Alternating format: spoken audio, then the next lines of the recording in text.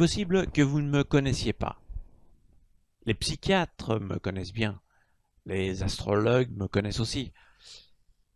Je suis le découvreur de la synchronicité qui explique tous les phénomènes inexpliqués. Je suis Carl Gustav Jung.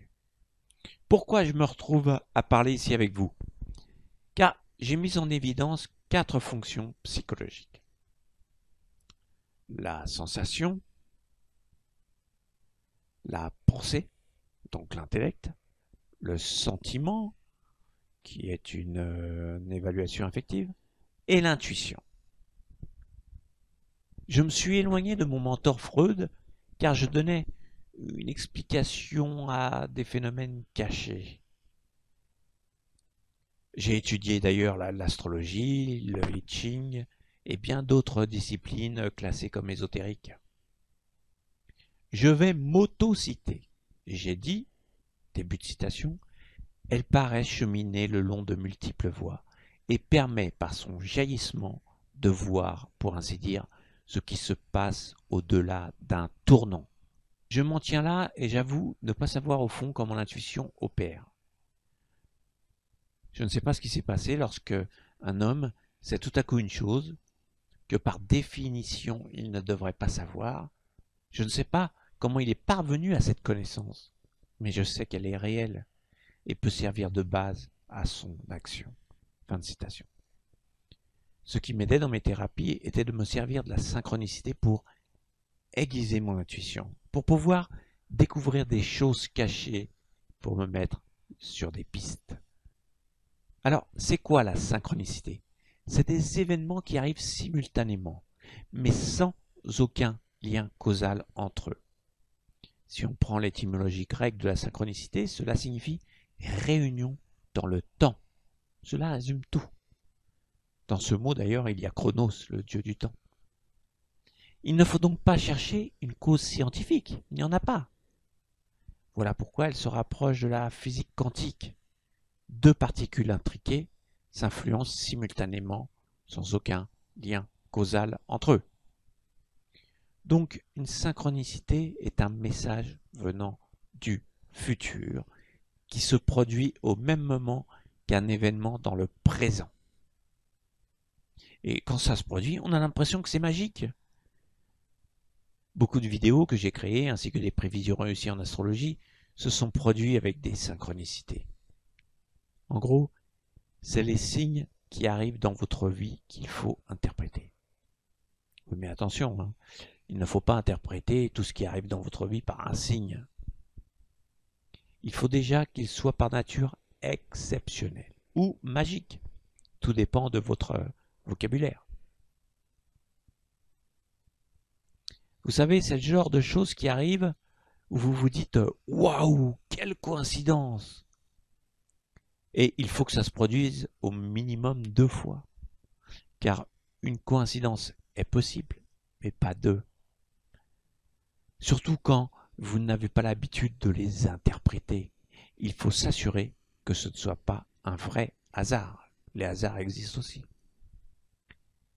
Je vais vous laisser visionner un passage d'une de mes vidéos sur ma chaîne concernant la synchronicité. Avec un exemple, vous allez comprendre. C'est parti. Alors, prenons l'exemple de cette petite promenade. J'avais l'intention cette fois de trouver de nouveau un chemin ou des chemins avec le moins de circulation possible. Car par chez nous, le peu de forêt qu'il y a est privé, donc on ne peut pas y accéder. En revanche, ça, il y a des plages, hein, et il n'y a que des plages d'ailleurs. Alors, je dis à ma fille avant de partir, que sinon, il faut prendre la voiture pour aller chercher une vraie forêt plus loin, mais j'en avais pas envie. Donc, je m'étais, conditionné avec la ferme intention de trouver d'autres chemins, mais avec l'aide de la synchronicité. C'est-à-dire une sorte de hasard, un hasard causal, en observant ce qui se passe autour de moi. des coïncidences. Et me voilà parti. Je me dirige, comme d'habitude, sur une route bitumée. Il n'y a pas de trottoir et quelques voitures me frôlent. Je n'avais même pas fait 1 kilomètre que j'arrive à un rond-point que je connais pourtant bien. Mais comme d'habitude, si je veux grimper sur la colline, il faut que j'emprunte la route à circulation. Et puis tout d'un coup, je vois un homme surgir du rond-point avec un petit sac à dos comme moi. On était vraiment alignés en même temps. Il y avait donc 2 coïncidences. 2 coïncidences, c'est le minimum pour une bonne synchronicité. Donc nous étions seuls, à part les voitures, il y avait un chemin à l'intersection d'un homme habillé comme moi. Si j'avais été un tout petit peu plus loin, je ne l'aurais jamais vu. Et là, je me suis dit, mais d'où il vient? Je m'approche et je vois un chemin avec un sens interdit, sauf résident. Je regarde, c'était un chemin de terre, mais je ne voyais pas s'il débouchait ou si c'était un cul-de-sac. Mais comme je voulais faire ma randonnée en me laissant guider par les synchronicités, je me suis lancé. Et en fait, cela a permis de couper pour arriver en haut de la colline sans prendre la route. C'est-à-dire avec des arbres, des feuilles. Je me suis dit, génial, j'ai trouvé un nouveau chemin. Donc, je continue après sur mon chemin habituel puisque je suis arrivé en haut de la colline. Puis au moment où il y avait une intersection avec un autre chemin, donc 2 ou 3 kilomètres plus loin, je continue sur mon chemin habituel, c'est-à-dire j'étais arrivé en haut de la colline, je continue, et il y avait une autre intersection avec un autre chemin. Quand je suis arrivé à cette petite intersection, une joggeuse me dépasse, alors qu'il n'y avait absolument personne. Et cette joggeuse prend ce chemin que je n'avais jamais pris. Donc je la regarde, je regarde vraiment étroit le chemin, hein, et je me suis dit, on a toujours quand même tendance, comme dans la vie, tendance à vouloir continuer sur nos habitudes, sur la route qu'on sait déjà, qu'on connaît déjà. Et là j'ai hésité, et hop, je l'ai suivi. Et donc, en fait, encore 2 coïncidences, car nous étions seuls. Je fais beaucoup plus de jogging que je marche. Et puis, et c'était une joggeuse qui m'a dépassé. Et pourtant, moi, j'étais à pied. Enfin, je faisais une marche à pied. Et encore à l'intersection d'un chemin, encore une fois.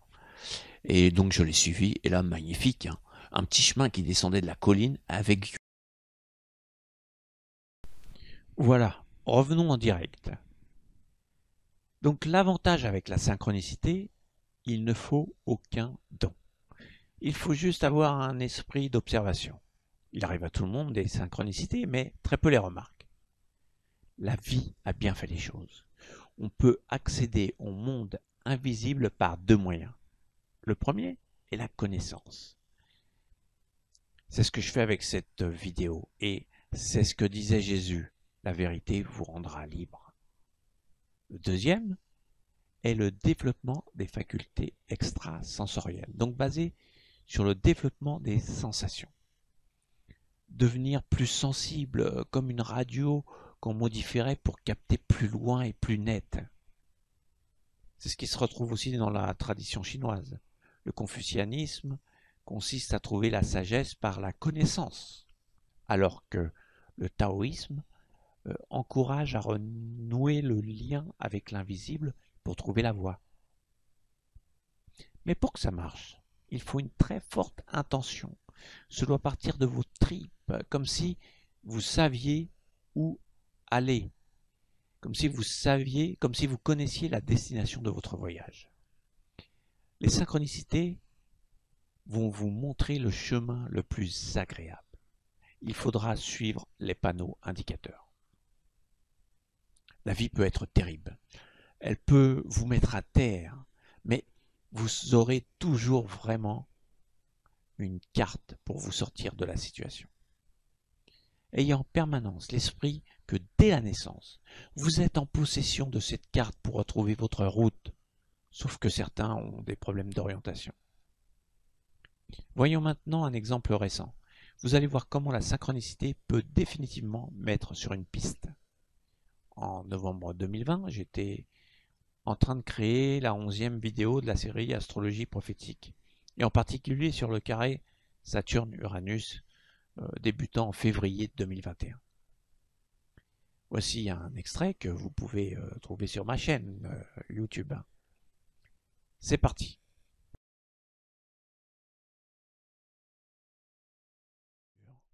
Le trait rouge en février 2021 débute un carré Saturne-Uranus. J'ai cherché une image pouvant refléter Saturne en Verseau et Uranus en Taureau. J'avais une image en tête de cette configuration. Voici ce que j'ai trouvé de plus approchant. Un bateau à voile sur une mer tumultueuse. Il faut jeter du lest. Pour l'anecdote, pendant que je regardais cet aspect, un flash sur le Titanic m'a traversé l'esprit. Je ne sais pas pourquoi. Je me suis empressé d'aller vérifier en 1912 lors du naufrage, et c'était le contraire. Uranus était en Verseau et Saturne en Taureau. Ce genre de prémonition m'a... Revenons à nos moutons. Donc j'ai parlé de voilier et de naufrage. Or, en février de cette année, celui qui était considéré comme le plus grand voilier du monde brûle et coule. Comparativement, celui qui était le plus grand paquebot du monde percute de la glace et coule. Voyez-vous la troublante coïncidence, mais inversée, comme je l'avais signalé concernant les planètes. Que s'est-il passé en coulisses? C'est simple, il y a eu plusieurs synchronicités qui m'ont encouragé à dire tout ça dans une vidéo, 3 mois auparavant. C'était, je l'avoue, un risque. Mais bon, pendant que je me servais de l'astrologie comme support, avec les images que je pouvais créer, nous y reviendrons sur les supports. Grâce à cela, le Titanic m'est apparu dans la tête. Et presque au même moment, moins de 5 minutes après, je tombe sur un article, une rediffusion du documentaire Les 20 ans du film sur le Titanic.